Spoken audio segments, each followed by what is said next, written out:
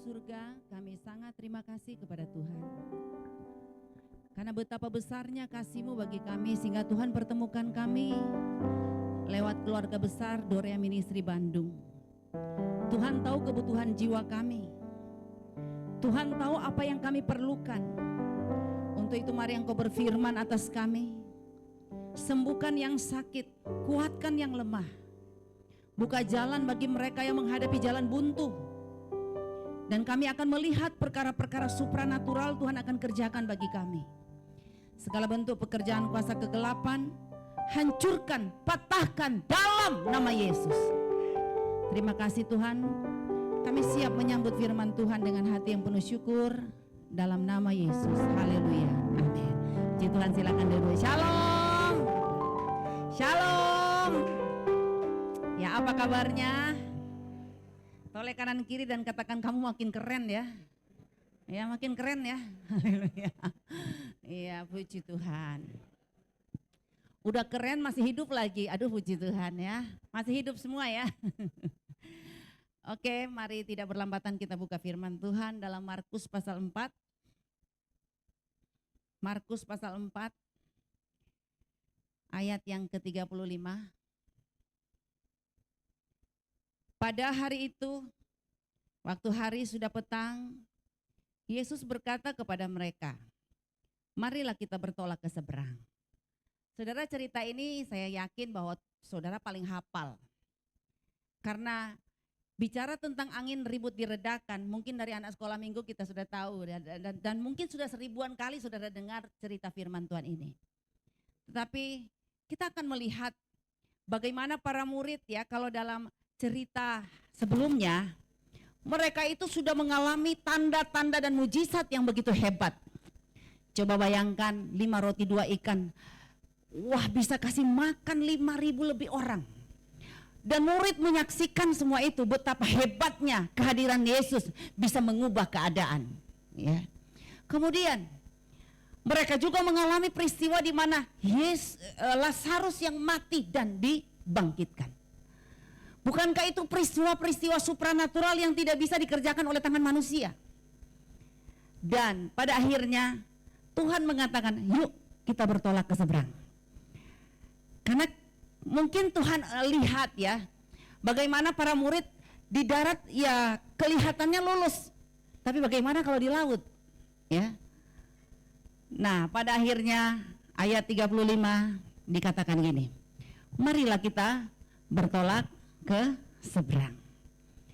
Ayat yang ke-36, mereka meninggalkan orang banyak itu lalu bertolak dan membawa Yesus beserta dengan mereka dalam perahu di mana Yesus telah duduk, dan perahu-perahu lain juga menyertai dia.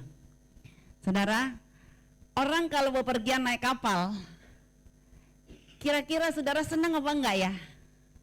Senang? Apalagi di dalam kapal bersama Yesus sambil duduk-duduk. Kira-kira Bapak Ibu kalau sambil duduk-duduk di udara yang begitu indah, angin sepoi-sepoi, pemandangan yang indah. Coba saudara berfantasi, anggap saja di ruangan ini adalah ruangan kapal. Saudara bisa melihat pemandangan yang indah. Bahkan mungkin saudara, saya bilang ya, kalau ibu-ibu yang pakai kotak-kotak waktu itu hadir di acara Yesus mengajak mereka ke seberang. Kalau belum 500 foto ya, belum dinamakan tamasya indah di atas perahu, betul? Ibu-ibu kira-kira kalau duduk santai, angin sepoi-sepoi, sambil ditemani sama kopi, kira-kira apa yang ibu-ibu akan lakukan? Nah? Ya, mungkin ada yang ngantuk, mungkin ada yang foto-foto dari segala arah. Karena apa? Pemandangan indah, saudara. Tapi saudara lihat ya, lagi foto-foto mungkin yang lain, atau ada yang pakai you can see my cat gitu ya. Tiba-tiba saudara lagi santai sama keluarga, lagi santai sama orang-orang. Tiba-tiba angin datang mengamuk, taufan datang mengamuk, kira-kira saudara kaget apa enggak? Waduh saudara, mungkin yang lagi minum kopi langsung kopinya terpencar gitu loh, haleluya. Saudara, saya melihat bahwa badai justru datang pada saat yang tak terduga kan. Kita lagi duduk nyaman, usaha kita lagi di atas rata-rata penghasilannya. Mungkin kita merasa keluarga kita aman-aman saja, tiba-tiba dapat telepon, ini loh anak saya sakit, ini loh masuk rumah sakit, ini loh kecelakaan, ini loh mati. Kira-kira saudara perasaannya gimana loh? Padahal kalau kita melihat para murid, mereka itu lagi jalan sama Tuhan Yesus dalam ketaatan, karena Yesus yang mengajak mereka untuk bertolak ke seberang. Saudara, saya melihat di sini bahwa sekalipun Anda dalam ketaatan, bukan berarti Anda bebas dari badai. Sekalipun Anda mungkin dalam sebuah persekutuan di tempat ini, dalam persekutuan Dorea Ministry, mungkin kita lagi enak-enak enjoy melayani Tuhan, tiba-tiba datang badai saudara. Ada aja terjadi yang namanya gesekan, ya, besi menajamkan besi.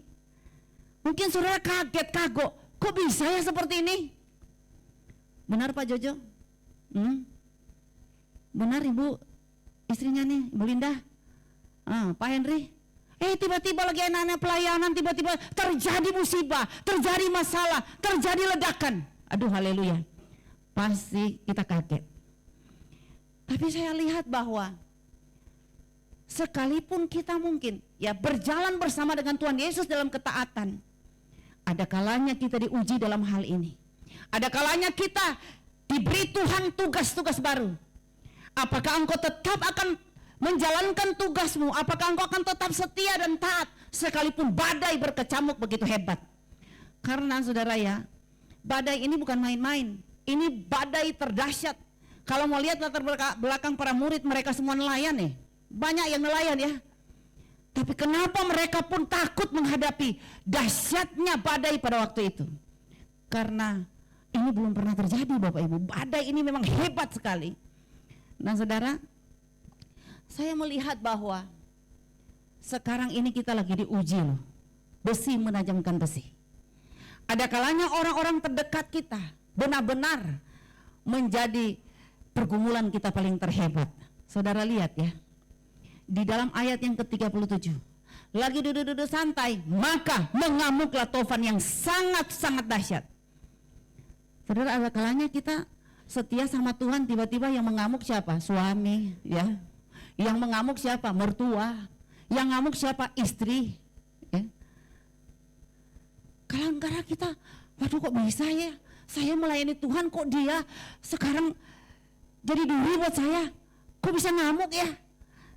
Saya ingin saudara pelajari bagaimana sikap Yesus ya, ketika semua lagi goncang, lagi panik ya, semua rasanya mengamuk. Tetapi apa yang dilakukan oleh Yesus? Dia tetap saja tidur di buritan di sebuah tilam ya. Rasanya kelihatan Yesus cuek, tapi saudara tahu kelihatannya Yesus cuek, diam, tidur. Tapi tahukah saudara bahwa dia secara aktif memperhatikan kita? Amin.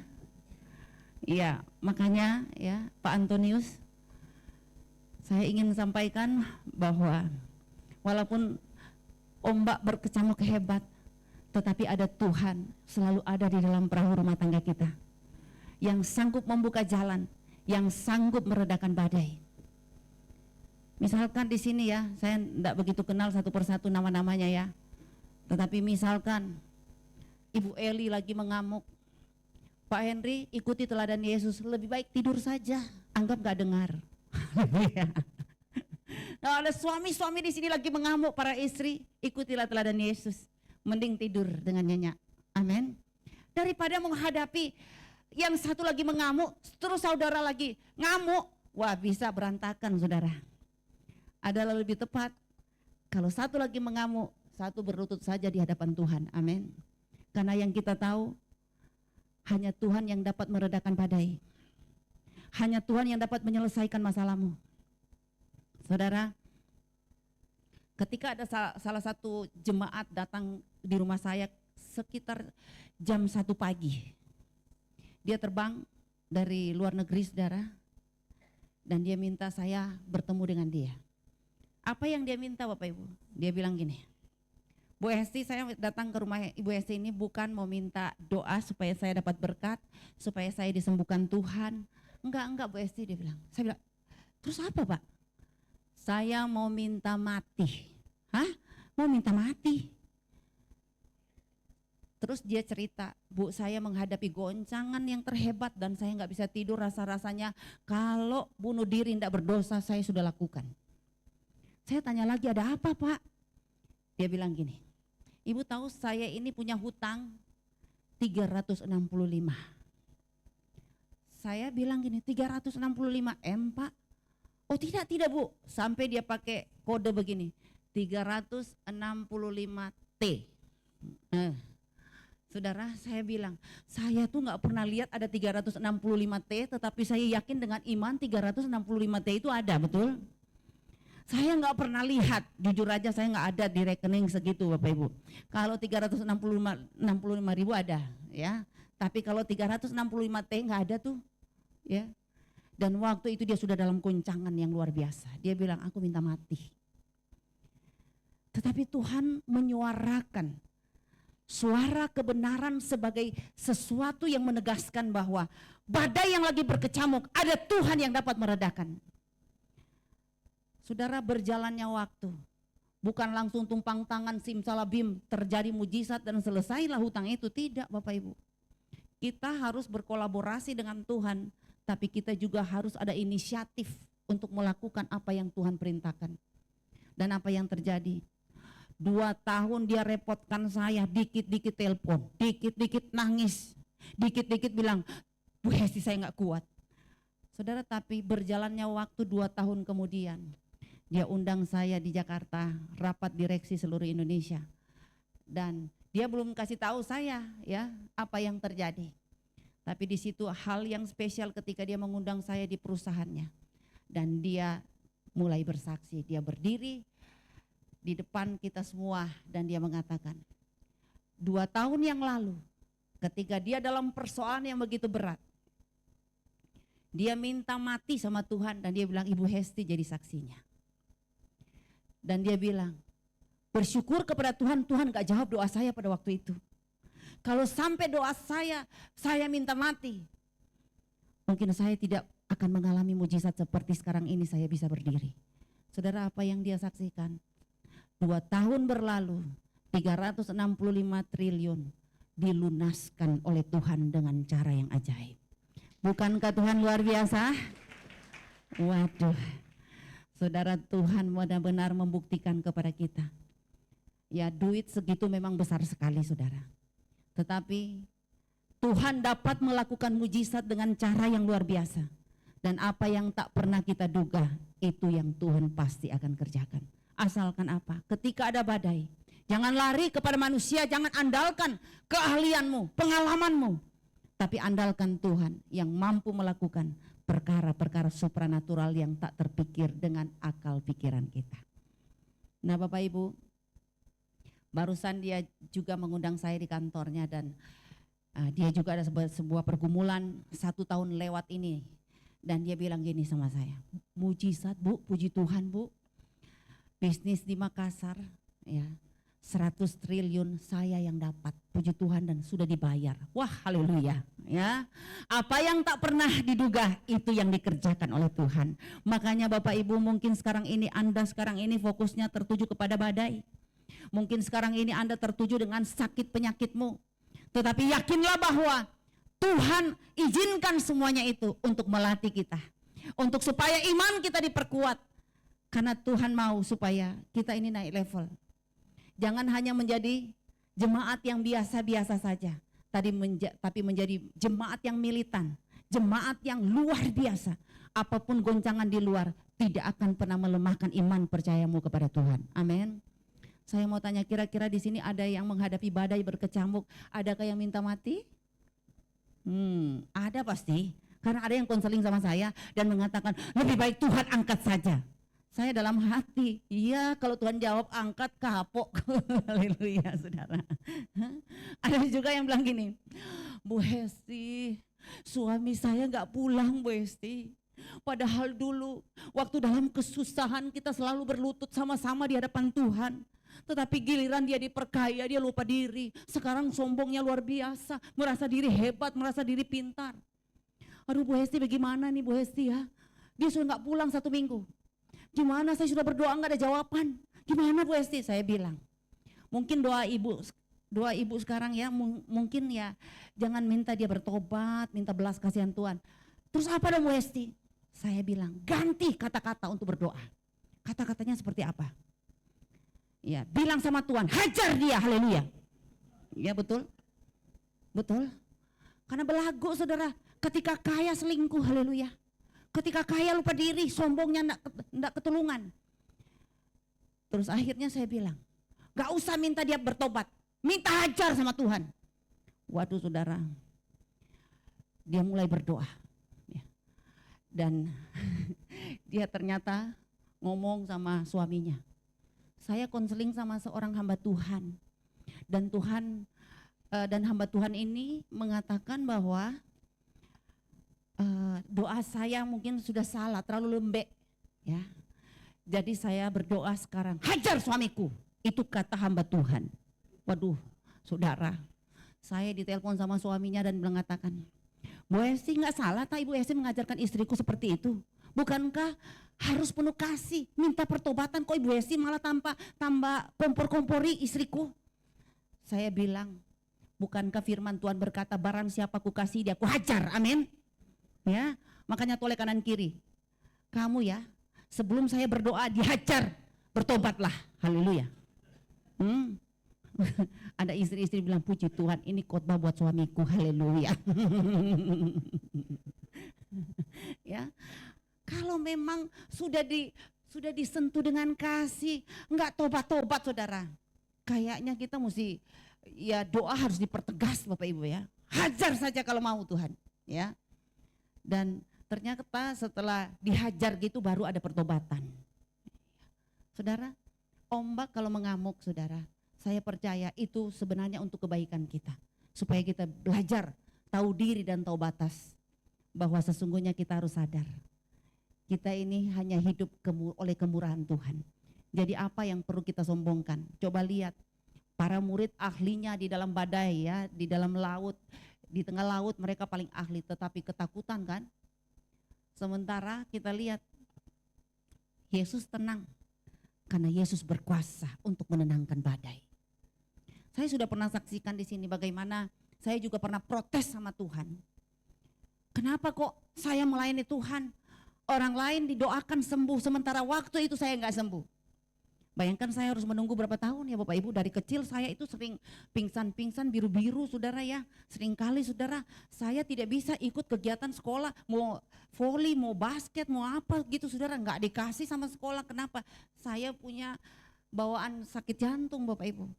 Bahkan pernah di sekolah Alkitab itu dapat kabar bahwa sekolah Alkitab akan dihancurkan. Aduh saya itu saudara ya. Ada 6 orang kami disingkirkan. Dipakai tangga itu tembok belakang, terus saya disuruh loncat dari tembok. Aduh haleluya. Karena apa? Yang sakit-sakitan, yang sakit jantung silakan naik tembok dan silakan loncat. Aduh haleluya. Aduh saya bilang menderita banget ya. Bahkan kalau mau olahraga gitu, saya kadang-kala sudah masuk di lapangan, minggir. Aduh sakit sekali saudara ya. Tapi mau gimana lagi ya, karena sekolah sudah tahu saya ada sakit bawaan, sakit jantung. Dan bergumul saya selama beberapa waktu loh saudara. Enggak langsung Tuhan jawab doa saya. Tapi saya melihat ya, Tuhan bisa begitu dahsyat. Ketika saya bolak-balik ke Singapura berobat dengan biaya yang sudah keluar cukup banyak ya. Sekali berobat dulu ya cuma periksa gini terus di kateter dan di apa itu ya macam-macam lah ya. Itu sudah 30 juta ya, pokoknya saudara pengeluaran besar. Dan sampai saya bilang, Tuhan apakah Tuhan melupakan saya ya? Orang lain kok cepat sekali sembuhkan, kok saya enggak? Sampai pada akhirnya dokter bilang ini harus dioperasi. Karena sudah 80%, Bu.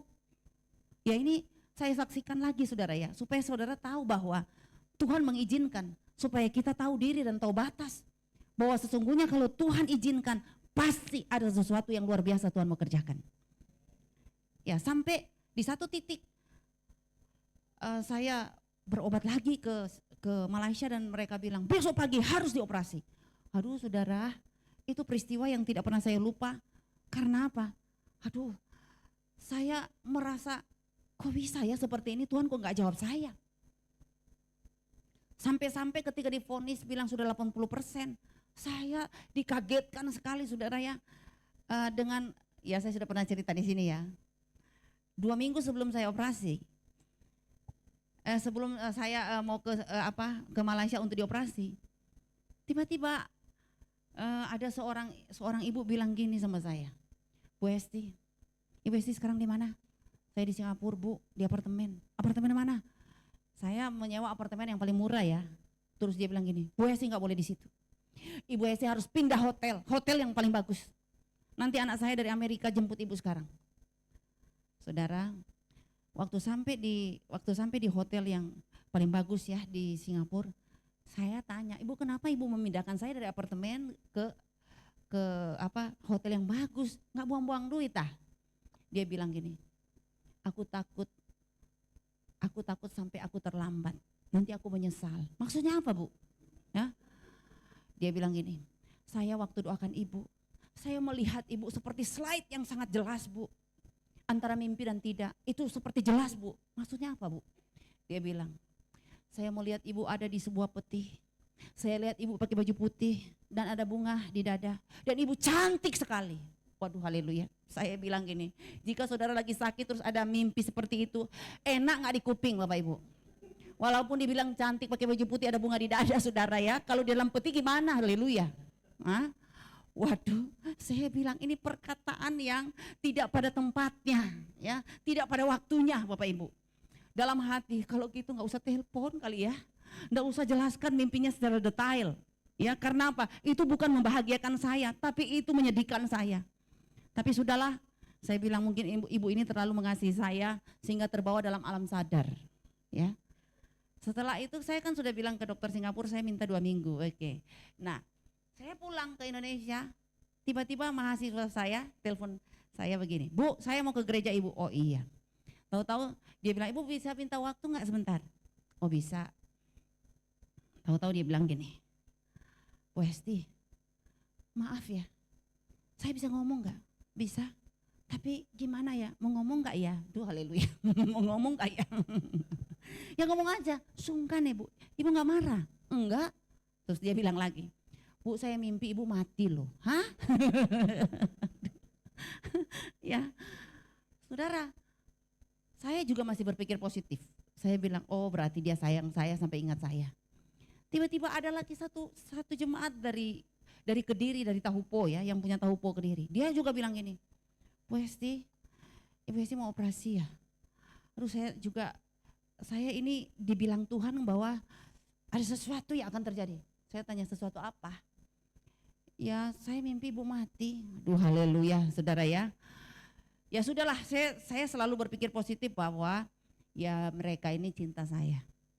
Tapi yang saya sangat sedih dan rasanya nak mau terima dan hampir saya drop ketika ada satu anak sekolah minggu saya 4 tahun namanya Agnes ya.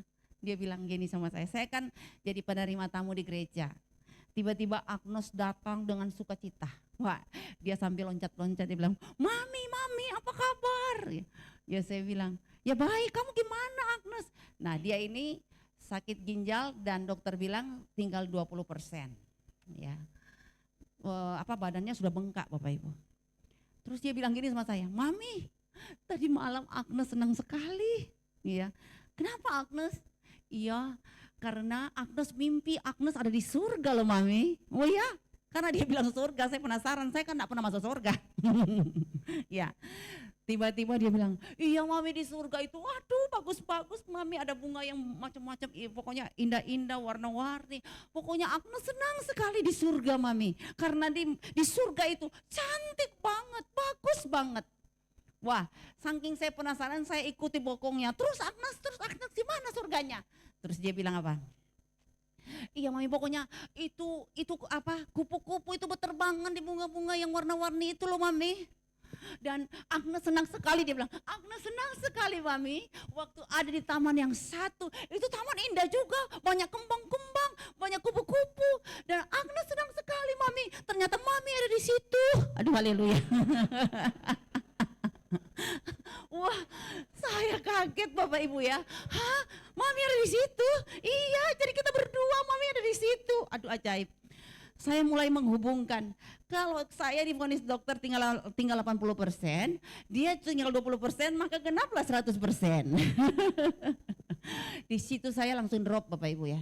Saya langsung masuk di kantor dan saya bilang, Tuhan, apakah benar mimpi Agnes bahwa saya dan dia akan di surga? Hah? Dan pada akhirnya saya minta, Tuhan, kalau Hizkia diperpanjang umurnya, saya juga. Hizkia sama saya sama, makan juga kita sama. Kalau dia roti gandum, saya roti putih. Haleluya. Ya. Dan ternyata Tuhan melakukan mujizat. Ketika saya sampai ke Penang, dokter bilang, besok operasi. Sepanjang malam, saudara, saya sendirian di kamar, saudara, bergumul menangis sama Tuhan. Tapi saya melihat Tuhan tidak pernah gagal menepati janji. Singkat cerita Bapak Ibu, jam 5 pagi saya sudah digiring ke ruang operasi. Dokter anestesi sudah di sana, ya periksa. Dan dia bilang 5 menit lagi ya Ibu siap ya? Iya. Tiba-tiba dokter jantung datang, dia periksa. Dia bilang gini, sebentar saya periksa dulu komputernya sepanjang malam. Saya kan belum di anestesi ya Bapak Ibu, jadi saya masih sadar. Tiba-tiba dokter jantung bilang gini, jangan dulu dibius. Terus ditanya kenapa? Ini bisa berubah total, nggak jadi operasi. Waduh, saya kan masih dengar dan saya tertawa, saya tersenyum dan saya mengatakan begini, puji Tuhan, terima kasih. Ternyata komputer bisa dihack sama Tuhan. Ya, dan benar Bapak Ibu, detik itu juga semua kabel-kabel yang menempel di tubuh saya dibuka dan dokter mengatakan nggak jadi dioperasi, tunggu 3 bulan kemudian. Tetapi 3 bulan saudara saya nggak datang, saya datang 5 tahun berikutnya. Karena saya menganggap saya sudah sembuh. Dan ternyata 5 tahun berikutnya dokter mengatakan jantung saya aman-aman saja. Amin. Ada kalanya kita di bawah Tuhan menghadapi badai yang memang mungkin berat. Apalagi badai keuangan ya. Saya melihat di sini muka-muka jatuh tempo sanu, haleluya. Tetapi saya percaya Tuhan akan jatuh hati kepada saudara. Apa yang tak pernah kita lihat Tuhan akan kerjakan begitu indah Bapak Ibu.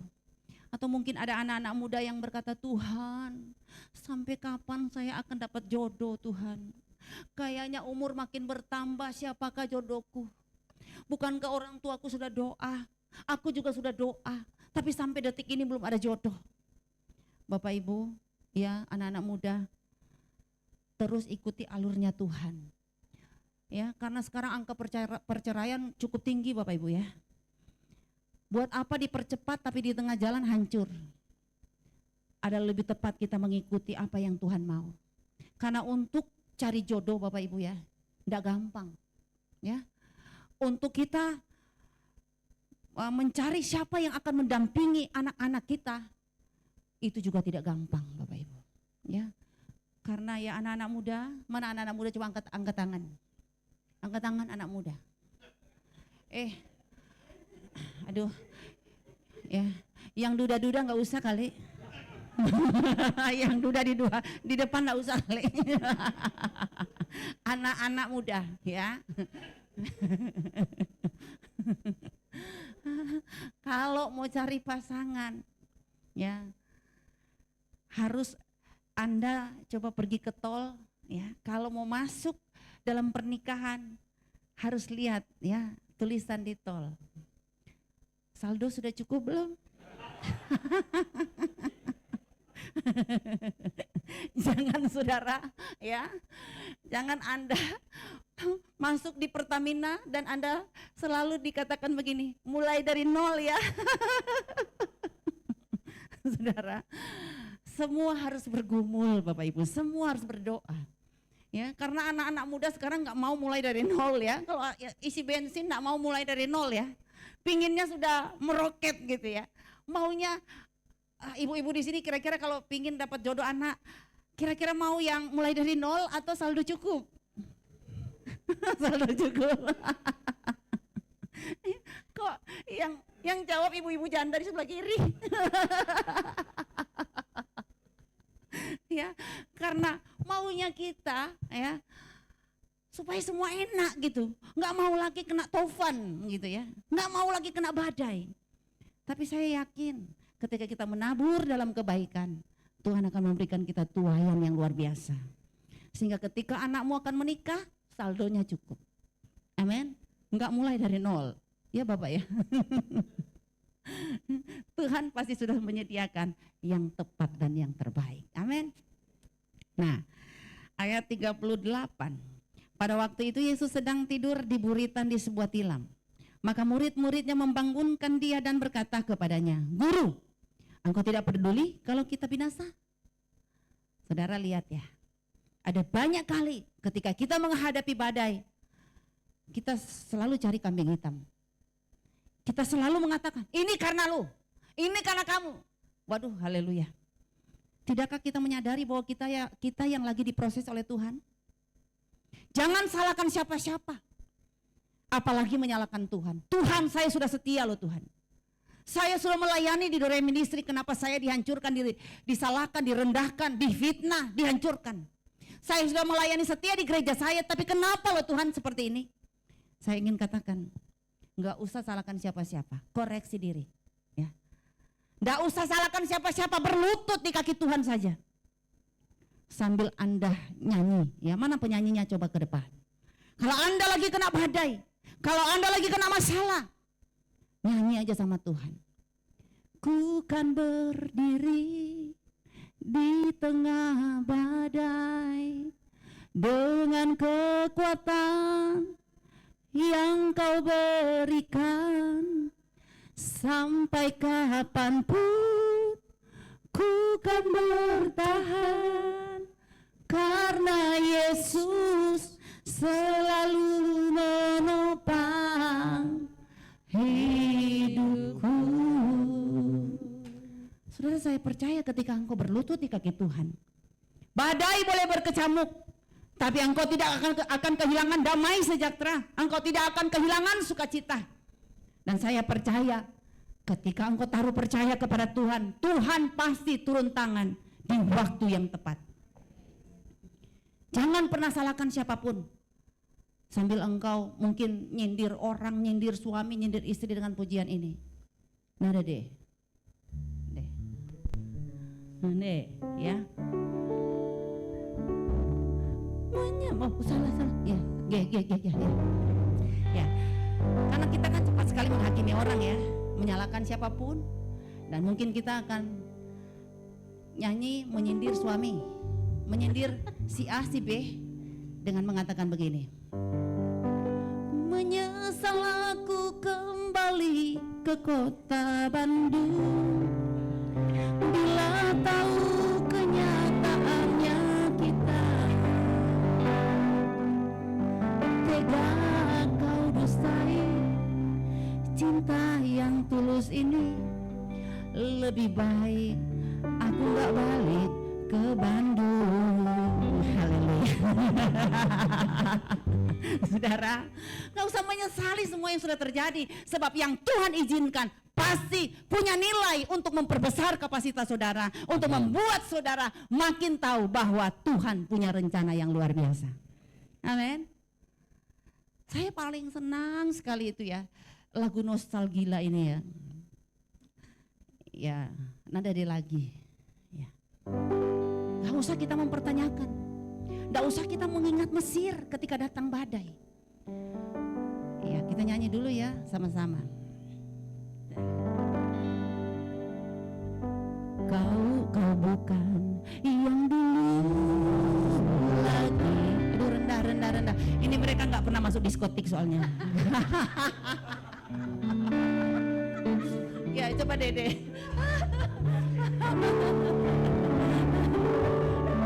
Mimpikan diriku,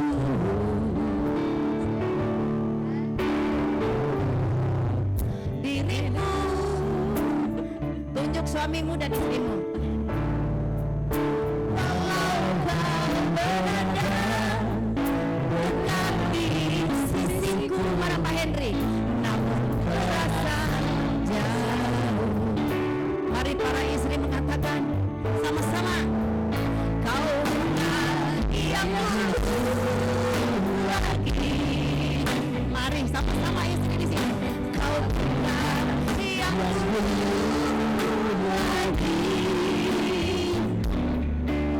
Ini ku sadari sayang, kau bukan diriku. Mari Elsi katakan, kasihan deh lo. Ya, Bapak Ibu, jangan pernah menyalahkan keadaan, jangan menyalahkan si A si B. Kalau memang Tuhan izinkan kita harus pikul salib, bahkan mungkin harus melangkah sendirian, tidak ada yang menemani kita dalam kesusahan. Semua teman pada lari, semua saudara pada takut mendekat, nanti dipinjamin duit. Haleluya. Ya betul kan? Tapi percaya, Tuhan melihat setiap hati, setiap tangismu, setiap deritamu, sehingga engkau akan melihat di waktu yang tepat Tuhan pasti buka jalan. Karena saya lihat Tuhan cuma 2 kata, diam dan tenanglah, maka semua reda, tenang, dan ada jalan keluar. Ya, untuk itu mari taruh percaya kepada Tuhan. Di belakang ada Pak Oce, ada Ibu Vina, ada Pak Akeng, ada Pak Kamajaya, ya. Ada Ibu Neti, ada Pak Handoyo, wah, ada di sini Ibu Francisca, Pak Erdi, haleluya. Badai boleh datang, tetapi aku tetap menyala-nyala melayani Tuhan, amin. Sekarang ini mungkin kita menghadapi banyak ujian kehidupan. Saudara lihat di TV banyak sekali kejahatan ya. Waduh, saking emosi, pukul istri, pukul anak, dekap, sekap, dekap dan semuanya saudara. Tapi saya lihat ya, ini di belakang ini kenapa sih yang kotak-kotak lagi apa sih ya? Ya, karena dia lagi banyak kebutuhan Bapak Ibu ya. Lagi kena badai.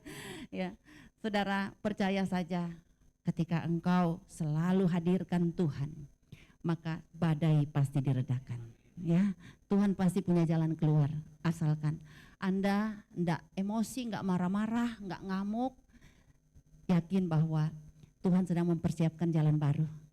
Tuhan pasti akan menyelesaikan semua tepat pada waktunya. Bukankah begitu Pak Johan? Ya. Temannya Pak Johan juga ya. Saya percaya badai pasti berlalu. Ya, Tuhan sudah siapkan jalan yang terbaik. Makanya sama-sama katakan di kanan kirimu, jangan takut. Ya. Nggak usah takut, sebab Tuhan pasti bertindak tepat pada waktunya. Kita kan sudah diuji dengan badai corona ya Bapak Ibu. Yang pernah dapat corona boleh angkat tangan. Banyak juga ya. Puji Tuhan. Ada saudara-saudara dekat yang dipanggil Tuhan waktu zaman corona ada? Ada ya? Banyak.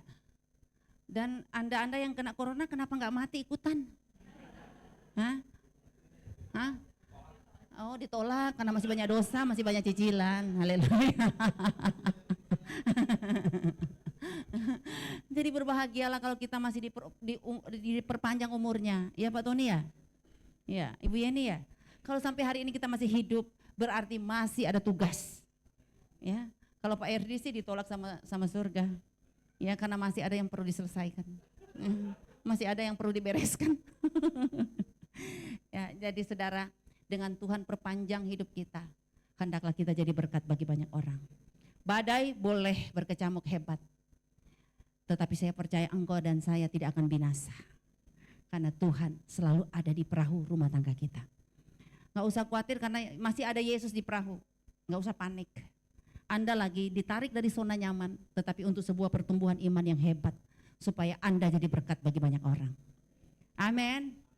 Jadi anak-anak muda di sini percaya akan ada tahun ini Tuhan akan mempersiapkan jodoh yang terbaik dan saldonya cukup. Amin.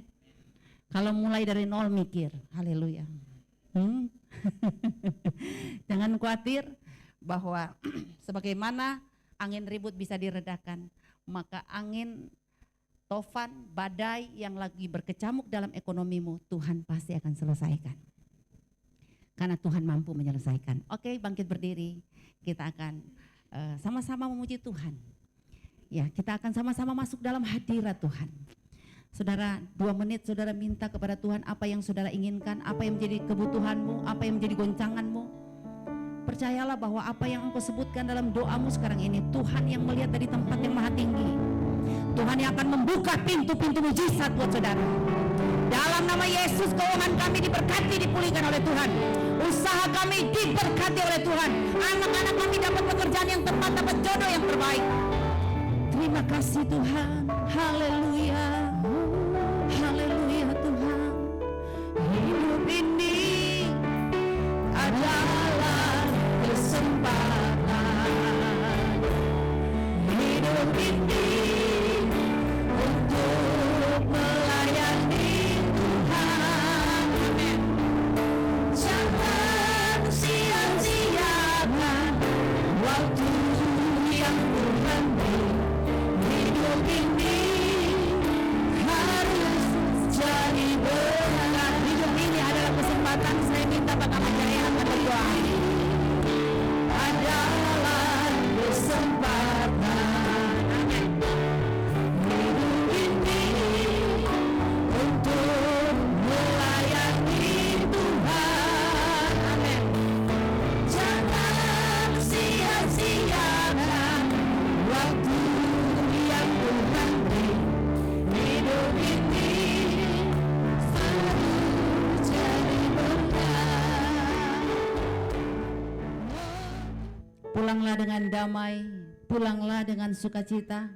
Apa saja yang dikerjakan oleh tanganmu pasti berhasil. Tuhan berkati keluargamu sehingga anak cucumu tidak akan minta-minta roti. Anak cucumu akan perkasa di muka bumi. Anak cucumu akan berbahagia. Anak cucumu akan mendapatkan bagian terindah, di mana mereka dapat jodoh yang tepat, rumah tangga yang diberkati, rumah tangga yang menjadi berkat bagi banyak orang. Tuhan bawa engkau semakin maju dan tidak mundur. Engkau semakin naik dan tidak turun. Engkau jadi kepala dan bukan ekor. Engkau jadi teladan dan bukan menjadi batu sandungan. Dan segala kutuk-kutuk kebangkrutan, kemiskinan, kehancuran, segala sakit penyakit kami usir, tolak patahkan dalam nama Yesus. Kami percaya Tuhan, Engkau akan percayakan kami kekayaan, kehormatan dan kehidupan, kepastian, keselamatan, kemasyuran, kejayaan, kemakmuran, kelimpahan, keselamatan. Tuhan akan percayakan untuk kami yang selalu bertekun, yang selalu setia kepada Tuhan. Dan ketika sebentar kami akan kembali ke rumah kami masing-masing, kami percaya penyertaan Tuhan sempurna atas kami. Sebelum kami mengakhiri doa kami pada malam hari ini, kami berdoa Tuhan untuk perayaan hari ulang tahun Dorea Ministry yang ke-17 pada tanggal 17 sampai 19 Juli. Kami mohon supaya Tuhan bertindak di dalam acara HUT Dorea ini Bapa. Semua rombongan-rombongan yang datang dari Jakarta, dari Bandung, dari Solo, Salatiga, Semarang dan Bali, Surabaya dan sekitarnya, Sidoarjo dan sekitarnya. Biar semua dalam penyertaan Tuhan. Kami datang untuk mendapatkan berkat spesial dari Tuhan. Kami datang untuk melihat perkara-perkara yang supranatural dari Tuhan. Khusus Dorea Bandung Bapak, ada 80 orang yang akan berangkat. Kami mohon penyertaan-Mu. Kami mohon Tuhan bekali kami dengan kesehatan yang prima. Tuhan bawa kami untuk melihat mujizat yang luar biasa bersama dengan Tuhan. Semua kebutuhan kami diadakan oleh Tuhan. Apapun kendaraan yang kami pakai, baik yang menggunakan kereta api, Sorai, kami pulang dengan sukacita. Dan kami percaya hadirnya Dorea Ministry di kota Bandung ini akan menjadi penggerak perubahan. Terima kasih Tuhan. Kami segera tutup ibadah kami pada malam hari ini hanya dalam nama Bapa, Putra, dan Roh Kudus, yaitu dalam nama Tuhan Yesus Kristus. Kami sudah berdoa dan mengucap syukur. Yang diberkati Tuhan sama-sama katakan amin. Puji Tuhan.